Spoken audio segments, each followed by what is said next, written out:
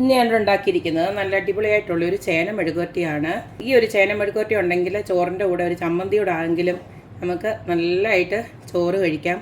അത്രയ്ക്ക് ടേസ്റ്റിയാണ്. അപ്പം നമുക്ക് ഈ ഒരു അടിപൊളിയായിട്ടുള്ള ചേന മെഴുകുവരട്ടി എങ്ങനെയാണ് ഉണ്ടാക്കുന്നതെന്ന് നോക്കിയിട്ട് വരാം.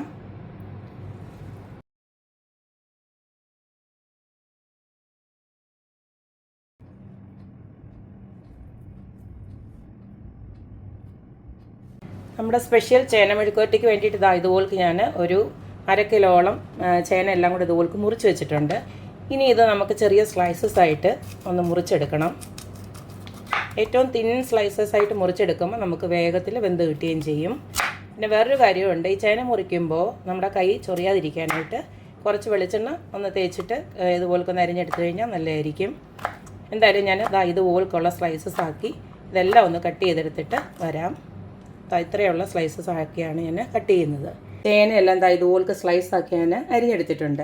ഇത് ഞാൻ ഓൾറെഡി കഴുകിയിട്ടാണ് ഞാൻ അരിയാൻ തുടങ്ങിയത്. ഇനി അതുകൊണ്ട് ഞാൻ പ്രത്യേകിച്ച് കഴുകിയിട്ടൊന്നുമില്ല. ഇനി ഇതുപോലൊക്കെ ഒരു പാത്രത്തിലോട്ട് നമ്മളിതൊന്ന് ഇട്ട് കൊടുക്കുകയാണ്. ആദ്യം തന്നെ ഇതിനെ നമുക്കൊന്ന് വേവിച്ചെടുക്കണം. അതിന് വേണ്ടിയിട്ടാണ്. ഇതിലേക്ക് നമുക്ക് ആവശ്യത്തിനുള്ള ഉപ്പിട്ട് കൊടുക്കാം. ഞാനിപ്പോൾ ഒരു 3/4 ടീസ്പൂണോളം ഉപ്പിട്ട് കൊടുക്കുകയാണ്. അടുത്തതിലേക്ക് ഇട്ട് കൊടുക്കുന്നത് മഞ്ഞൾപ്പൊടിയാണ്. ഒരു 1/2 ടീസ്പൂണോളം ഇട്ട് കൊടുക്കുന്നുണ്ട്. ഇനി ഇതിലേക്ക് ഇട്ട് കൊടുക്കുന്നത് ഒരു ടീസ്പൂണോളം കാശ്മീരി ചില്ലി പൗഡറാണ്. നിങ്ങളുടെ എരിവ് അനുസരിച്ചിട്ട് ഇട്ട് കൊടുക്കണം. കാരണം നമ്മൾ ചതച്ച മുളകും ചേർക്കുന്നുണ്ട്. അപ്പോൾ നിങ്ങളുടെ എരിവ് അനുസരിച്ചിട്ട് മുളകിൻ്റെ അളവ് കൂട്ടിയും കുറയ്ക്കുകയൊക്കെ ചെയ്യാം. എല്ലാവർക്കും അറിയാമല്ലോ, ചേനയ്ക്കൊക്കെ നല്ല വേവുള്ളതാണ്. പിന്നെ ചില ചേന കുറച്ചേറെ വേവ് കാണും. അപ്പം നിങ്ങളുടെ വേവ് അനുസരിച്ചിട്ട് കുറച്ച് വെള്ളം ഒന്ന് ഒഴിച്ച് കൊടുത്ത് ഇതിനെ നമുക്കൊന്ന് വേവിച്ചെടുക്കാം. ഞാനിപ്പോൾ ഒരു 1/4 കപ്പ് വെള്ളമോളം ഒഴിച്ച് കൊടുത്തിട്ടുണ്ട്. അഥവാ വെന്തിലെ നമുക്ക് പിന്നെ വേവിച്ചെടുക്കാം. ഒരു 3/4 വേവോളം അയച്ചാൽ മതി. അത് കഴിഞ്ഞിട്ട് പിന്നെ നമുക്കത് ഫ്രൈ ചെയ്തെടുക്കാം.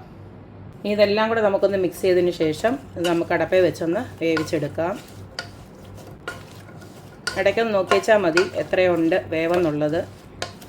അഥവാ വെള്ളം കൂടുതലാണെങ്കിൽ പിന്നെ തീ കൂട്ടിയിട്ടങ്ങ് വറ്റിച്ചെടുത്തേച്ചാൽ മതി. ഊറ്റിക്കളയാനൊന്നും നിൽക്കണ്ട. ഏതായാലും ഇത്രയും കുറച്ച് വെള്ളം ഒഴിച്ചു കൊടുത്ത് വേവിച്ചെടുക്കുന്നതായിരിക്കും നല്ലത്. ഒരുമിച്ച് ഒരുപാട് വെള്ളം ഒഴിച്ചു കൊടുത്തു കഴിഞ്ഞാൽ ചിലപ്പോൾ ഇതങ്ങ് വെന്തളിഞ്ഞു പോകും. പിന്നെ നമുക്ക് ആ കറക്റ്റ് ഒരു മെഴുക്കുവരട്ടിയുടെ ഒരു പരുവത്തിൽ കിട്ടത്തില്ല. എന്തായാലും ഞാനിതൊന്ന് വേവിച്ചെടുത്തിട്ട് വരാം. അടുത്തത് നമ്മുടെ ചേന മെഴുക്കുവരട്ടിക്ക് വേണ്ട കുറച്ച് സാധനങ്ങൾ ഞാൻ റെഡിയാക്കി വെച്ചിട്ടുണ്ട്. അതായത് ഞാനൊരു 2 സവാള ഇതുപോലെ കരിഞ്ഞ് വെച്ചിട്ടുണ്ട്. പിന്നെ കുറച്ച് കറിവേപ്പില, അതുപോലെ തന്നെ ഒരു 10 കൊച്ചുള്ളി ചതച്ചെടുത്ത് വെച്ചിട്ടുണ്ട്. അതുപോലെ തന്നെ ഉണക്കമുളക് ഒരു 5-6 എണ്ണം ഞാൻ ഇതുപോലെ ചതച്ചെടുത്ത് വെച്ചിട്ടുണ്ട്. നിങ്ങളുടെ കയ്യിൽ ക്രഷ്ഡ് ചില്ലി ഉണ്ടെങ്കിൽ അത് ഉപയോഗിച്ചാലും മതി. പിന്നെ ഒരു കുടം വെളുത്തുള്ളി ഇതുപോലെ തൊലിയോടുകൂടി തന്നെ ഞാൻ ചതച്ചെടുത്ത് വെച്ചിട്ടുണ്ട്. ചതച്ച് തന്നെ എടുക്കാൻ ശ്രമിക്കുക.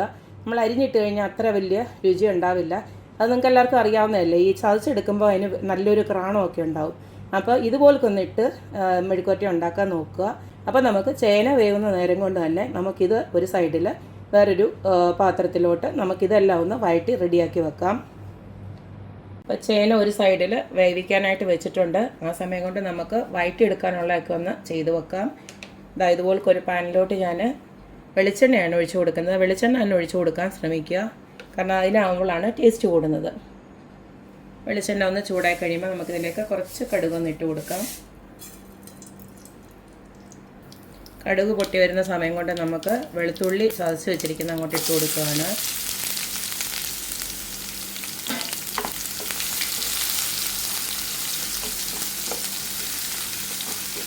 വെളുത്തുള്ളി ചെറുതായിട്ടൊന്ന് മൂത്ത് വരുന്നുണ്ടേ നമ്മൾ ചതച്ച് വെച്ച മുളകും അതുപോലെ തന്നെ ചെറിയ ഉള്ളിയോടെ അങ്ങോട്ട് ഇട്ട് കൊടുക്കുകയാണ്.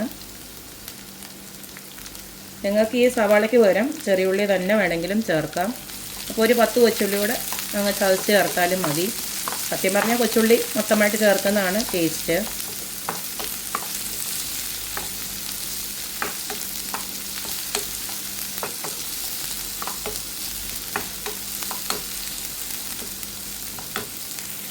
ഇട്ട് കൊടുത്തിരിക്കുന്ന ഇതെല്ലാം ഒന്ന് ചെറുതായിട്ടൊന്ന് വാടി കഴിയുമ്പോൾ നമുക്ക് ബാക്കിയുള്ള സവാളയും അതുപോലെ തന്നെ കറിവേപ്പിലയോടെ ഇതിനകത്തോട്ട് ഇട്ട് കൊടുക്കാം.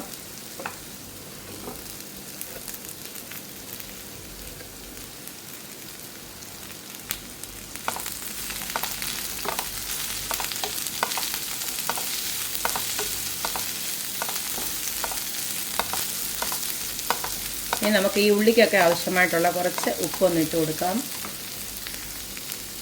അപ്പോൾ ഞാനിതിലേക്കൊരു 1/4 ടീസ്പൂണോളം ഉപ്പിട്ട് കൊടുക്കുകയാണ്. ഉള്ളിയെല്ലാം ഇതുപോലൊക്കെ വഴണ്ട് വന്നിട്ടുണ്ട്. ഇനി നമുക്ക് ഈ സമയം കൊണ്ട് ഞാൻ ചേനയും വേവിച്ചെടുത്തിട്ടുണ്ട് ഒരടപ്പയിൽ. ഒരു 90% വേഗമാവും നമ്മുടെ ചേന. ഒത്തിരി വെന്ത് പോരുത്. ഞാൻ കാണിച്ചു തരാം ഏത് രീതിയിലാണ് വെന്തേക്കുന്നതെന്ന്. ഈ ഒരു രീതിയിൽ വേവാവും, അണിഞ്ഞു പോകരുത്. കണ്ടോ, ഇങ്ങനെ ഒന്ന് ഞെക്കുകൊണ്ട് കഴിഞ്ഞാൽ ഇങ്ങനെ മുറിഞ്ഞ് വരണം, അത്രയേ ഉള്ളൂ. ഇനി നമുക്ക് വേവിച്ച് വെച്ചിരിക്കുന്ന ഈ ചേന കുറേശ്ശിനകത്തോട്ടിട്ട് ഇളക്കിയെടുക്കാം. എന്നിട്ട് ചെറിയ തീയിൽ കിടന്ന് ഇത് മൂപ്പിച്ചെടുക്കണം നന്നായിട്ട്, എന്നാലേ അതിൻ്റെ രുചി വരത്തുള്ളൂ.